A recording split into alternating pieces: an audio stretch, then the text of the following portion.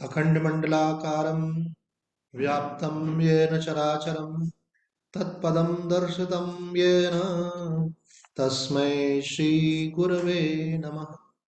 भवतापप्रणाशिन्ये आनन्दघनमूर्तये ज्ञानभक्तिप्रदायिन्ये मातस्तुभ्यं नमो नमः। नारायणं नमस्कृत्य नरं चैव नरोत्तमं देवीं सरस्वतीं व्यासं ततो जयमुदीरये।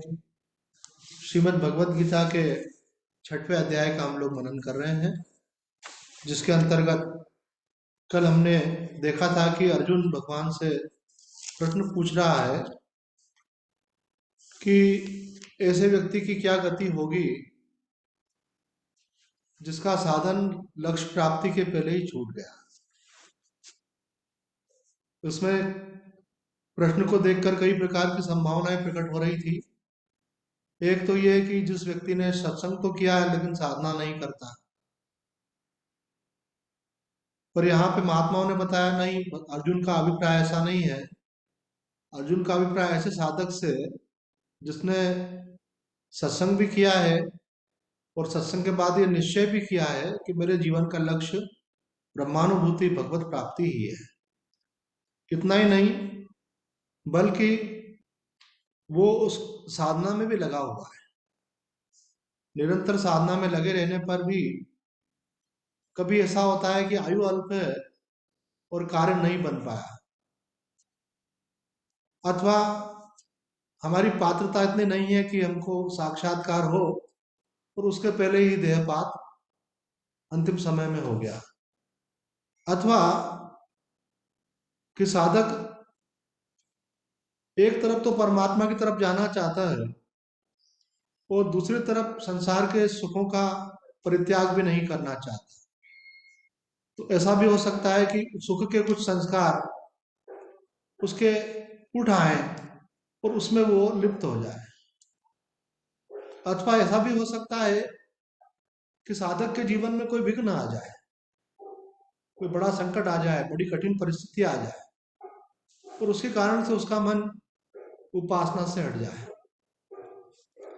आज प्रातः काल भी हम ये चर्चा कर रहे थे कि एक होता है ज्ञान, एक होता है ज्ञानाभास। तो ज्ञान हुआ कि नहीं हुआ, यह बात भी परीक्षा से ही मालूम पड़ती है। कुछ लोग वेदांत का सत्संग सुनते हैं, पढ़ते हैं, समझते हैं और धीरे धीरे उनके अंदर ये निश्चय हो जाता है कि मैं शरीर नहीं हूं, मैं आत्मा हूं और आत्मा सर्वव्यापक ब्रह्म से अभिन्न है। ऐसा निश्चय होने के बाद में वो स्वाध्याय करते रहते हैं, सत्संग करते रहते हैं और उनकी वो निष्ठा बनी रहती है। लेकिन जब कभी परीक्षा का समय आता है, मतलब कि विपरीत परिस्थिति आती है, तब वो रह पाता है कि नहीं, ये एक देखने वाली बात होती है।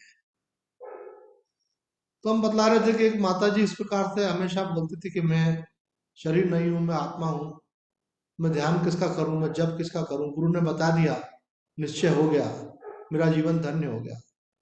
लेकिन उनके जीवन में एक बहुत बड़ी कठिन परिस्थिति आई कि उनका जवान बेटा एक्सीडेंट में मारा गया। तो माता जी को इतना अधिक मानसिक आघात हुआ कि उनको अपने स्वरूप की विस्मृति हो गई और वो उस दुख से प्रभावित इतनी हुई कि उनका मानसिक संतुलन बिगड़ गया।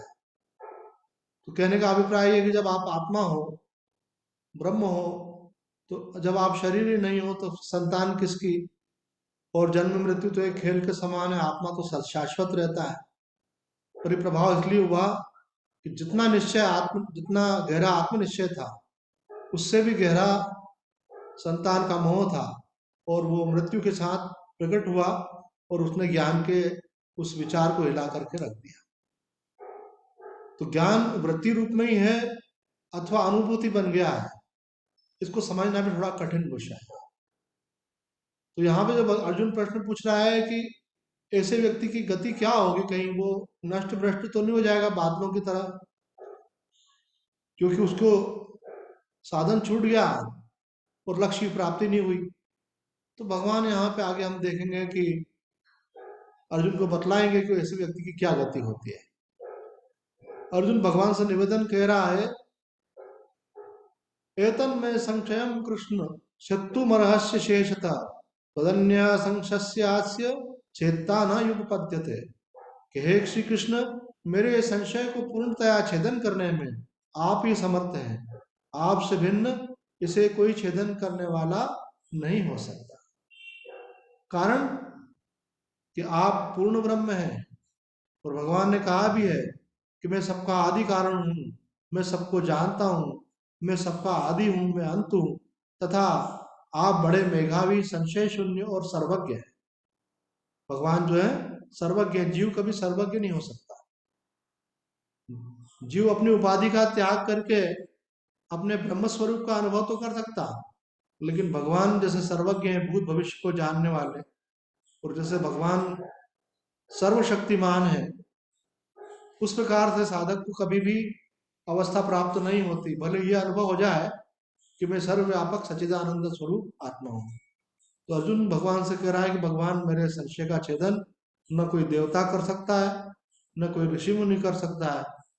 इस संशय का छेदन आप ही करने में समर्थ हैं, क्योंकि आप ही जानते हैं जीव की क्या गति है। एक बार इस शरीर की माता जी का जब देहांत हो गया, तो हमने एक भगवत तुल्य महापुरुष से प्रश्न पूछा कि हमारी माता जी की क्या गति हुई है। कभी कभी हमारे मन में ये प्रश्न आता है, क्या उनको भगवान का धाम प्राप्त हो गया कि वो मुक्त हो गई, अथवा उनका और कुछ गति हुई है, अर्थात पुनर्जन्म होगा, क्या बात है। तो स्वामी जी ने हमारे प्रश्न का उत्तर देते हुए कहा कि इतनी माताएं संसार में, उनका शरीर छूटता है, उनके लिए कभी ये प्रश्न मन में नहीं आता है, लेकिन शरीर की माता के लिए क्यों आ रहा है? क्योंकि उसके साथ एक स्नेह संबंध है, मोह का संबंध है। इसलिए ये भगवान ने आपका संबंध कब तक बनाया था? जब तक उनकी और आपकी, उनका साथ था आपको, उनकी आयु पूरी नहीं हुई थी। आयु पूरी होने का मतलब है आपका जो लेना देना था वो समाप्त हुआ। अब वो जीव अपनी यात्रा पे, आप अपनी यात्रा पे। तो जो भगवान की बनाई हुई योजना है उसको स्वीकार करना चाहिए और जानने का प्रयास नहीं करना चाहिए। अब प्रसंग निकला है तो ये भी बताया आपको कि एक दूसरे गुरु जी हैं, उनसे भी बात हुई, तो उन्होंने कहा कि एक व्यक्ति ने मन में ठान ली कि मैं तो पता लगा के रहूंगा कि मेरे जो बड़े थे, मेरे माता पिता थे, उनकी क्या गति हुई है। तो उसने पता लगाया तो मालूम पड़ा कि वो बहुत बड़े संकट में है, मृत्यु उपरांत उनकी गति अच्छी नहीं हुई है। तो उसका, उनकी कोई सहायता वो नहीं कर सका विशेष, और बल्कि वो विक्षिप्त हो गया, उसके मन पर बहुत अधिक प्रभाव आ गया। जैसे उदाहरण के लिए, कुछ लोग भारत में रहते हैं लेकिन उनके बच्चे विदेश में रहते हैं। अब कभी बच्चों से बात होती है और मालूम पड़ा कि बच्चों का स्वास्थ्य बहुत खराब है, तो आप उनके जाके सेवा तो नहीं कर सकते, उनको डॉक्टर के पास तो नहीं ले जा सकते, पर आपको चिंता इतनी लग जाएगी कि आपकी नींद खराब हो जाएगी, आप सहयोग कुछ नहीं कर पाते। तो इसी प्रकार से भगवान ने जो चीजें छुपा के रखी हैं, जो भगवान ने आवरण डाल रखा है, वो उसके जीव के हित में ही है। भगवान ने भविष्य को छुपा रखा है, भगवान ने किसका क्या हुआ हमको मालूम नहीं पड़ता है, तो इसका मतलब है कि इसी में हमारा हित भी है। हाँ, ये जरूर है, उनकी मंगल कामना करना चाहिए, उनके लिए श्राद्ध तर्पण करना चाहिए, उनके लिए कोई दान धर्म करें तो बहुत अच्छी बात है, ये सब शुभ माना जाता है। अगर उनके नाम से अगर कोई अच्छा कार्य किया जाए, तो कई लोग अपने पूर्वजों के नाम से कोई अन्न क्षेत्र चलाते हैं, है ना। एक अन्य क्षेत्र में हमने देखा कि वहाँ रोजाना 200 सन्यासियों को भोजन कराया जाता था। उन स्वामी जी से बात हुई तो हमने कहा, स्वामी जी काफी खर्चा आता होगा इसके अंदर। तो वो कहने लगे, नहीं, धीरे धीरे करके रोजाना एक एक व्यक्ति की तरफ से ये अन्य क्षेत्र का भार ले लिया गया है। तो कैसे? बोले उन्होंने अपने माता पिता के निमित्त से एक राशि दान की है, उस राशि के ब्याज से उस दिन का खर्चा निकल जाता है। तो कई लोग इस प्रकार से अन्य क्षेत्रों में जाकर के कुछ दान कराते हैं, उनके माता पिता के नाम से कई लोग जो है आश्रमों में कमरा बना लेते हैं, तो कोई लोग प्याऊ खुला लेते हैं, कई लोग हॉस्पिटल में कोई चीजें दान कर देते हैं, मशीन वगैरह। तो किसी प्रकार से भी मतलब आप उनके नाम से अगर कोई पुण्य कर्म करते हैं तो वो उनको प्राप्त होता है, जिसके नाम से संकल्प किया जाता है।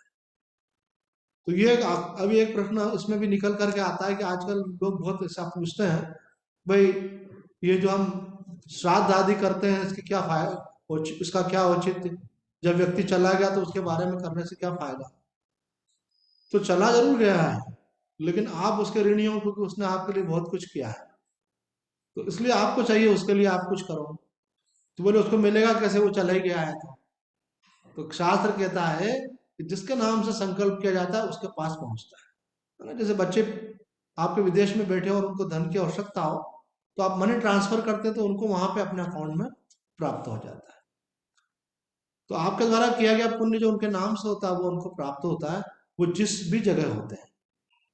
माता आनंदमयी ने तो यहाँ तक बताया है कि एक व्यक्ति को कटहल खाने की खुशबू आ रही थी और ऐसी तृप्ति हो रही थी जैसे कटहल खाया।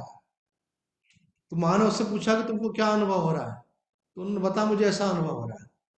तो श्री श्री माँ आनंदमयी बड़ी उच्च कोटि की सिद्ध महापुरुष थी, तो उन्होंने कहा कि बेटा ये जो तुमको अनुभव हो रहा है ये तुम्हारा पूर्व जन्म का कोई संबंधी है और तुम्हारे लिए श्राद्ध कर रहा है, और श्राद्ध में तुम्हारे लिए ये भोजन में उन्होंने कटहल बनाया, इसलिए तुमको इसकी गंध आ रही है। तो देखो पुनर्जन्म होने के बाद में भी उसको वो गंध के रूप में प्राप्त हो रहा था। अगर कोई पितृलोक में मरने के बाद अभी जन्म नहीं हुआ है तो पितृलोक में वो पुण्य प्राप्त होता है। तो केवल एक कंडीशन है कि अगर वो मुक्त हो गया, अगर उसको भगवत प्राप्ति हो गई, तो फिर क्या होगा। तो कहते हैं उस केस में जब वो उसका अहंकार ही समाप्त हो गया और वो परमात्मा में लीन हो गया है, तो व्यक्ति के द्वारा किया गया पुण्य कर्म नष्ट नहीं होता। जैसे किसी को आप लेटर डालते हैं और वो पोस्टमैन वहां लेकर जाए और व्यक्ति नहीं मिले, तो क्या होता है, लेटर डालने वाले के पास वापस आ जाता है। तो आपके द्वारा किया गया पुण्य कर्म लौट करके आपको ही प्राप्त हो जाता है यदि अगले व्यक्ति का मोक्ष हो गया है। और अगर मोक्ष नहीं हुआ है तो जहां भी होगा, जिस लोक में भी होगा, जिस जिस भी परिस्थिति में होगा, वहां उसको किसी न किसी रूप में उसका प्रभाव पड़ेगा, है ना। जैसे कोई व्यक्ति यात्रा पे जाता है तो लोग उसको दुआएं देते हैं, भाई शुभ यात्रा, अच्छी यात्रा करके आओ, निर्विघ्न यात्रा हो। तो ऐसा बोलने का प्रयोजन क्या है। तो बोले वो आशीर्वाद दे रहे हैं, दुआएं दे रहे हैं, तो उससे आने वाली बाधाएं दूर होती है, व्यक्ति का संकल्प काम करता है। तो इसी प्रकार से आपने जो शुभ कर्म किसी के लिए किया, वो किसी न किसी रूप में उसका प्रभाव डालता है। कल ही कोई व्यक्ति बोल रहा था कि स्वामी जी मुझे ऐसा लगता है कि अगर अपने को किसी का आशीर्वाद और दुआ नहीं मिले तो कोई बात नहीं है, कम से कम किसी की बददुआ नहीं लेना चाहिए, किसी गरीब की, किसी दुखी व्यक्ति की, किसी परेशान की बददुआ नहीं लेना चाहिए। क्योंकि जब व्यक्ति कोसता है, किसी को अभिशाप देता है मन ही मन, तो वो उसके जीवन में अनजाने में किसी प्रकार की कोई समस्या ऐसी खड़ी कर देते हैं कि वो परेशान हो जाता है। तो ये तो हमारा कर्म का सिद्धांत ही है। पर अभी विषय पर हम लौट कर आते हैं, तो अर्जुन पूछ रहा है भगवान कि मेरे इस संशय का छेदन करने में आप समर्थ हैं, और आपके सिवा मैं किसी को देखता भी नहीं जो गति को जानता। तो जानना भी अच्छा नहीं है कि भाई किसी की क्या गति हुई, लेकिन अर्जुन का प्रश्न उससे नहीं है, अर्जुन का प्रश्न स्वयं से, कि अगर मैं मानो ऐसी अवस्था में हूं कि मुझे आपका तात्विक अनुभव नहीं हुआ, अथवा मेरा जैसा कोई साधक है उसको तत्व का अनुभव नहीं हुआ, भगवत प्राप्ति नहीं हुई, और उसका शरीर छूट गया, तो उसका क्या होगा। मैं एक परिवार में रहता था, अपना आश्रम बनने के पहले साधु तो था ही मैं, तो वहाँ सत्संग होता था। तो एक माता जी सत्संग में आती थी, उनकी आयु मैं समझता हूँ 70-80 के बीच में होगी। तो एक दिन कहने लगे कि स्वामी जी आपका सत्संग सुनकर के अभी हमको बहुत वेदना होती है कि काश आप हमको 40-50 साल की उम्र में मिल गए होते, तो जो आप बातें बताते हो, प्रेरणा देते हो, तो हम वो साधना करते हैं, वो त्याग करते, वो तपस्या करते हैं। अब तो शरीर उतना कुछ कर नहीं पा रहा है। तो हमने माता जी से कहा, माता जी आप अपने को शरीर से तोड़ रहे हो, आप शरीर नहीं हो।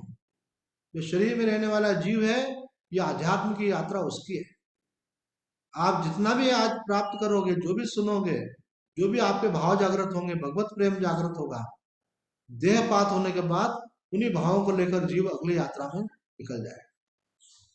ये यात्रा केवल 80 वर्ष की नहीं है कि आप 80 वर्ष का जन्म है, आपका मृत्यु है तो उसी के बीच की, मृत्यु उपरांत भी ये यात्रा जारी है। लाइफ आफ्टर डेथ, उसके बाद भी आपकी लाइफ है। और यदि जीते जी दृढ़ निश्चय हो जाए, जीते जी पूरा विश्वास हो जाए भगवान के ऊपर, और अंत समय में भी उनका स्मरण हो, तो अंतमति सुगति। ये अंतमति सुगति वाली बात जो है, इसमें भी एक स्पेशल बात है कि जैसे कोई चीज अपन मार्केट में खरीदने जाते हैं, मालूम पड़ता है कि इसकी कीमत इतनी है, इसकी इतनी है, लेकिन बीच में कभी ऑफर आते हैं, उसमें स्पेशल डिस्काउंट मिलता है। तो ये भगवान भगवान की तरफ से भी ये बात हमको अच्छे से समझ में आ गई है कि मृत्यु के समय स्पेशल डिस्काउंट है। क्यों? कि आदमी जीवन में तो कई बार कुछ कुछ परिस्थितियां होती, इधर उधर होता रहता है, शरीर है, निरंतर कोई चीज नहीं हो पाती है, चाह करके भी नहीं होता है। लेकिन अगर उसका निश्चय पक्का है कि मुझे प्रभु को पाना है, तो आखिरी के समय उसको प्रभु का स्मरण। हमें एक माता जी का स्मरण होता है। वो माता जी ने हमसे प्रश्न पूछा कि स्वामी जी, मेरे को हार्ट अटैक हुआ, हॉस्पिटलाइज हुई, और वहां डॉक्टर ने बोला अरे ये तो गई। लेकिन जूनियर डॉक्टर्स ट्राई कर रहे थे, और उन्होंने मुझे इंजेक्शन लगाया, छाती को हिलाते रहे, कृत्रिम श्वास देने की कोशिश करी ऑक्सीजन के द्वारा, और थोड़ी देर बाद फिर मैं जीवित हो उठी। तो डॉक्टर ने कहा अरे ये तो आ गई, मतलब बच गई। तो स्वामी जी, अगर मैं मर जाती तो बहुत अच्छा रहता, क्योंकि जब डॉक्टर ने बोला ये गई, तो उस समय मैं राम राम का जप कर रही थी। अब पता नहीं आखिरी में क्या करूंगी, और अंतमति ही गति होती है। तो हमने कहा आपका निश्चय पक्का था, इसलिए जब डॉक्टर ने बोला कि ये गई, तो आपने कुछ और नहीं सोच करके भगवान के बारे में सोचा। ये निश्चय आपका था, तो यही निश्चय आपका आगे भी काम करेगा। और हुआ भी ऐसा ही। वो हॉस्पिटल से घर आ गए, उनके बच्चे जो उनको विदाई करने के लिए आए थे, उन्होंने देखा अरे माता जी तो स्वस्थ हो गई हैं, वो साथ में ही थे। और कुछ दिन के बाद ही फिर अचानक वो कुछ पाठ कर रही थी, 2 ढाई घंटे लग जाते हैं उसमें, 4 5 पाठ थे, वो सब पाठ किए, और पाठ करने के बाद एकदम से वो माता जी का शरीर छूट गया। तो सब प्रमाण हो गया कि भाई पाठ करते करते माता जी ने फिर बाद में भगवान का नाम लेते लेते देह का त्याग किया। तो आपका निश्चय पक्का होगा तो आखिरी में वही याद है।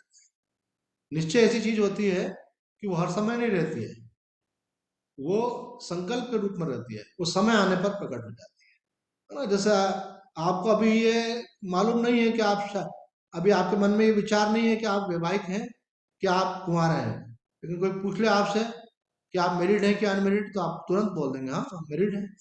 कोई अनमेरिड होगा तो बोलेगा हाँ अनमेरिड है, ऐसे तुरंत बोल देगा। क्यों? क्योंकि उसको अंदर पक्का है। ऐसे ये पक्का हो जाए कि मैं आत्मा हूं, तो आखिर के समय यही विचार है।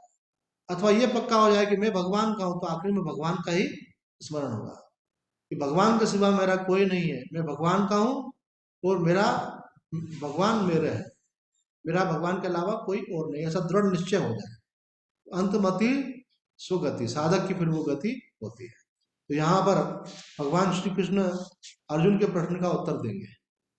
भगवान श्री कृष्ण कहते हैं पार्थ नैवेह नामुत्र विनाशस्तस्य विद्यते नहीं कल्याण कश्चित दुर्गतिम तात गच्छति।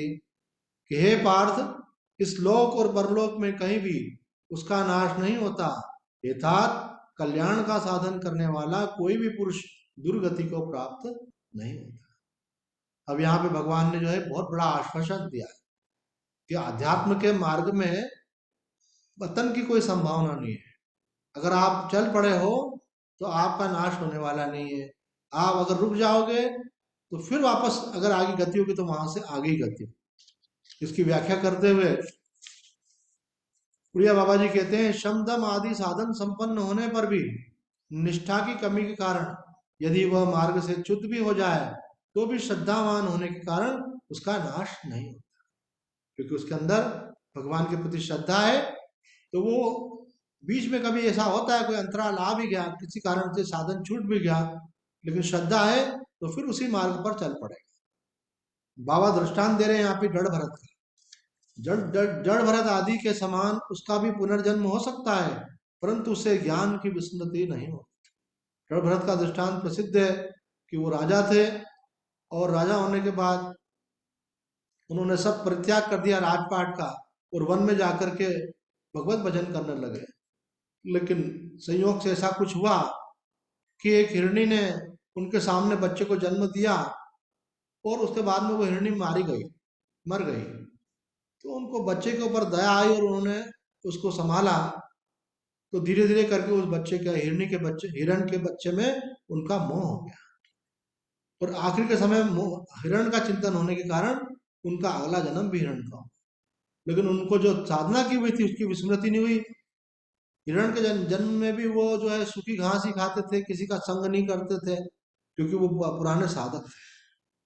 तो यहाँ पे आगे भी और महात्माओं ने भी कहा है कि अगर किसी ने साधना की और कुछ कारण से अगर उसका पुनर्जन्म हो जाता है और भगवत प्राप्ति नहीं हुई, तो जिस योनि में जाता है वह उस योनि में भी उसका व्यवहार अलग होता है। रामसुदास जी महाराज कहते हैं कि कुत्ता जो है रोज आरती में आता था और आकर के बैठता था और आरती में चले जाता था। एक हमारे पास वीडियो आया, आरती हो रही है और बड़े झांझ मंजीरे बज रहे हैं, ढोलक बज रहे हैं और कुत्ता नाच रहा है उसके अंदर। और जैसे ही आरती पूरी हुई वो कुत्ता जो है वहां से चला गया। वो रोज वहां पे आता है। ऐसे अलग अलग, कभी गाय का भी आता है ऐसा, कभी अन्य प्राणी के भी आते हैं ऐसे, लोग कहीं वीडियो बना करके भेजते हैं। तो ये हमारा शास्त्र भी इस बात को स्वीकार करता है कि अगर कोई मनुष्य है और उसका कुछ ऐसा कर्म हो गया कि उसकी गति निम्न जन्म में चला गया हो, तो वहां पर भी उसका संस्कार नष्ट नहीं होते। रण भरत जी हिरण के शरीर में चले गए और उनके संस्कार नष्ट नहीं हुए, वो फिर उनको मनुष्य का जन्म मिला। एक जन्म काटना पड़ा उनको, फिर मनुष्य का जन्म जब उनको मिला तो उनको फिर ज्ञान की स्मृति हो गई और उनका कल्याण हो गया। अर्जुन के लिए यहाँ पे भगवान ने तात शब्द का प्रयोग किया है। तनोती ती तात, इस व्युत्पत्ति के अनुसार तात का अर्थ होता है विस्तार करने वाला। अर्जुन के द्वारा ब्रह्म विद्या का विस्तार होगा, इसलिए भगवान ने उसे तात कहा। आदि शंकराचार्य जी कहते हैं तात उसको कहा जाता है जिसके प्रति विशेष स्नेह हो, जिसमें ज्यादा अपनापन हो, जिसमें अपने आप को व्यक्ति देखता हो। तो इसलिए तात शब्द का प्रयोग शिष्य के लिए भी किया जाता है और पुत्र के लिए भी किया जाता है। अर्जुन यहाँ पे भगवान का शिष्य है। अब यहाँ पे एक प्रश्न उठाया है, किसी ने बाबा से पूछा है कि ठूठ का ज्ञान होने पर जब भूत का भय नहीं रहता तो उसके लिए कोई कर्तव्य भी नहीं रहता। इसी प्रकार स्वरूप का ज्ञान होने पर फिर ज्ञान की क्या आवश्यकता, ध्यान की क्या आवश्यकता है। ध्यान तो एक क्रिया है और क्रिया बिना कर्तृत्व की होती नहीं, इसलिए कर्तृत्व रह जाने के कारण उसे ज्ञान होगा नहीं। और अगर कोई ज्ञानी है तो उसको फिर ध्यान की कोई आवश्यकता नहीं है। ये संदर्भ में आया कि बाबा ने ये बात पिछले श्लोकों की व्याख्या में कही थी कि अगर आपको ब्रह्म ज्ञान भी हो गया है तो भी आपको ध्यान का अभ्यास करते रहना चाहिए। तो इसलिए कहा था कि योग वशिष्ठ में भी ये बात कही गई है कि तत्व ज्ञान, मनोनाश और वासनाशय, ये तीनों होने पर जीवन मुक्ति की प्राप्ति होती है। किसी को तत्व ज्ञान हो गया मतलब क्या हुआ, अज्ञान की निवृत्ति हो गई।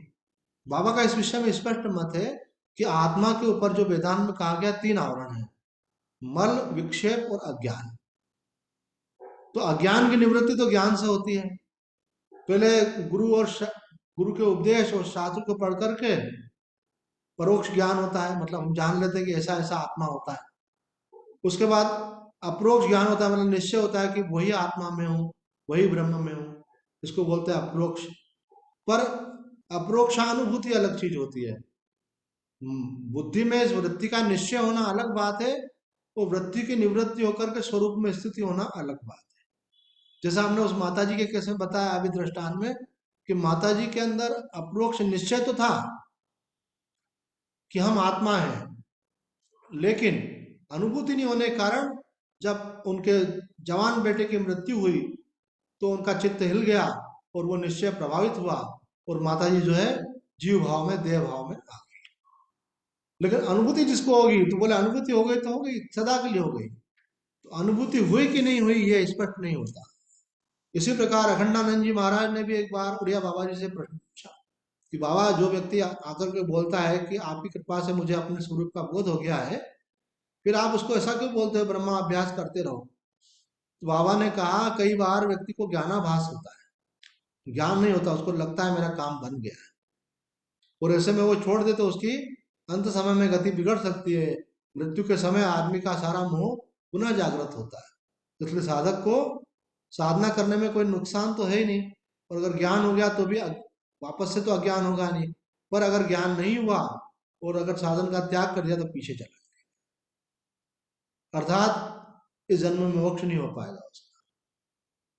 दूसरी बात, अगर ज्ञान हो भी गया है तो उसके बाद बाबा बोलते दो बातें और भी, मल और विक्षेप। अर्थात चित्त की जो चंचलता है वो केवल ध्यान से दूर होती है, और चित्त में जो वासनाएं हैं वो भगवत प्रेम से और सेवा से ही दूर होती है। उपासना से वासना दूर होती है और सेवा से वासना दूर होती है। दूसरे को सुख पहुंचाने से सुख की लालसा खत्म होती है, और भगवान में प्रेम होने से संसार का आकर्षण खत्म हो जाता है।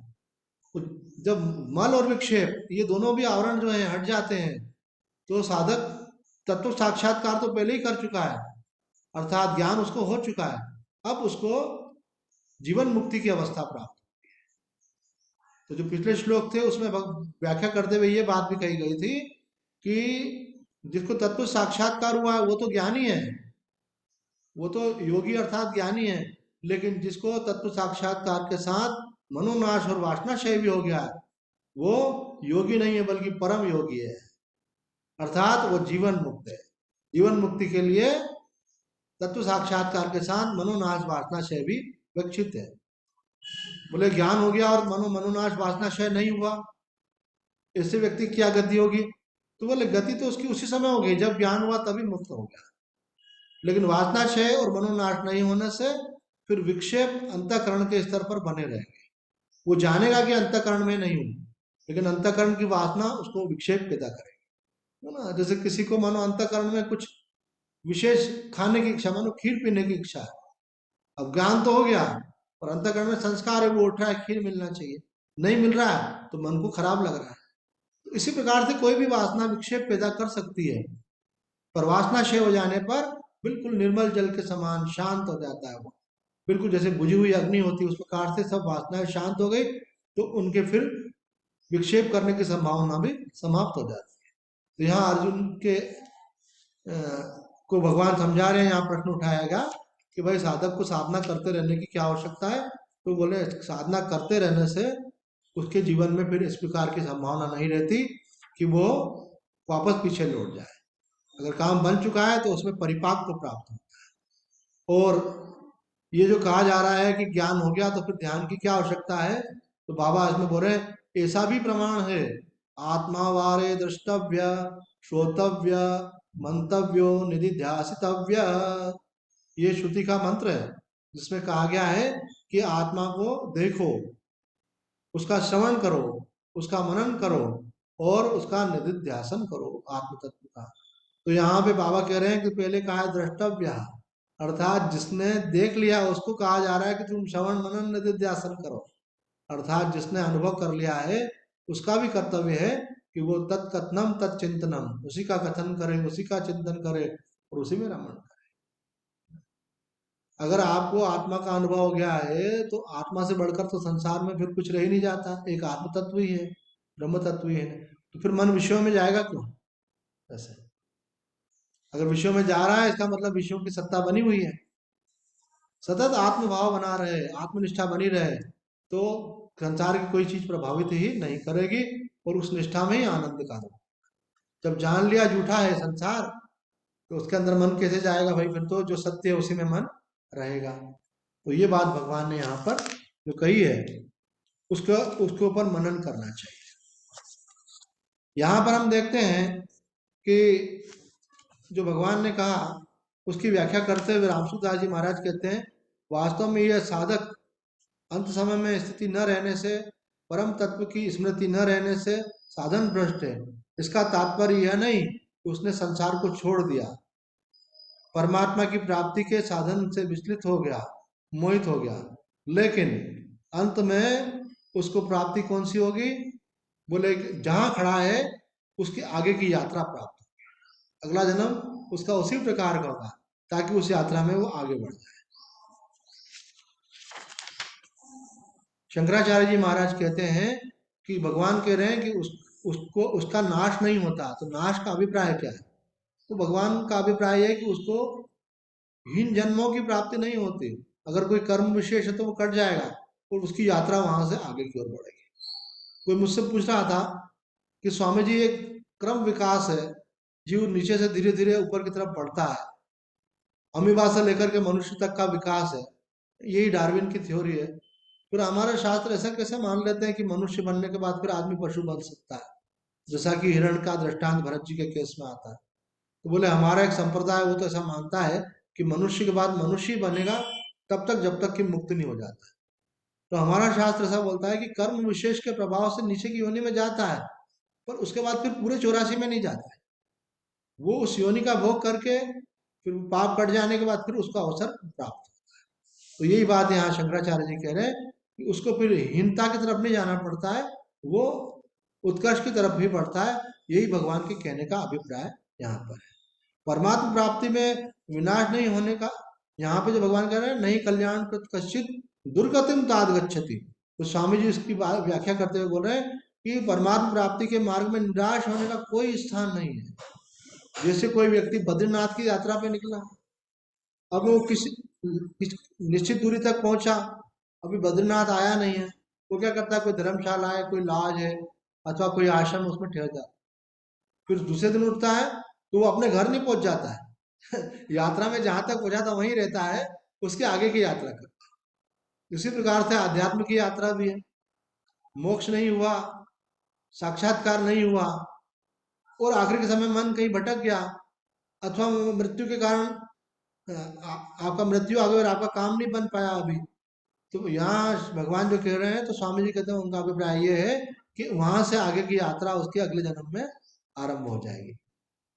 मधुसूदन सरस्वती जी कहते हैं कि भगवान को यहाँ पे परम गुरु प्रत्यक्षदर्शी बताया गया है, कि भगवान ही वास्तव में इस चीज का समाधान कर सकते हैं, क्योंकि वो सर्वज्ञ भी है और करुणामय भी है। तो यहाँ भगवान कहना चाह रहे हैं कि जो व्यक्ति शास्त्र विहित आचरण करने वाले हैं उनकी दुर्गति नहीं होती। यहाँ उन्होंने एक सूक्ष्म अर्थ और निकाला है कि भाई दुर्गति किसकी नहीं होती है, बोले शास्त्र विहित आचरण करने वाले की दुर्गति नहीं होती है।